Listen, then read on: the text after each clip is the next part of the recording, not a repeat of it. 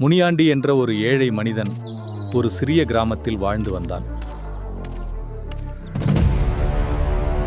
ஒரு நாள் அவன் வேலை தேடி காட்டுக்குள் சென்றான்.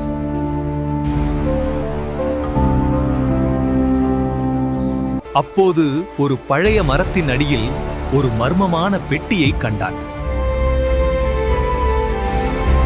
அதை திறந்தவுடன் அதுக்குள் தங்கமும் வைரங்களும் நிறைந்து இருந்தது. ஆனால் அந்த பெட்டிக்குள் ஒரு எச்சரிக்கை காகிதமும் இருந்தது. இந்த புதையலை எடுப்பவன் சாபத்தை ஏற்க வேண்டும். அந்த நாளிலிருந்து அவன் வாழ்க்கையில் விசித்திரமான சம்பவங்கள் ஆரம்பமானது. ஒரு நாள் இரவு அந்த பெட்டியிலிருந்து ஒரு குரல் கேட்டது.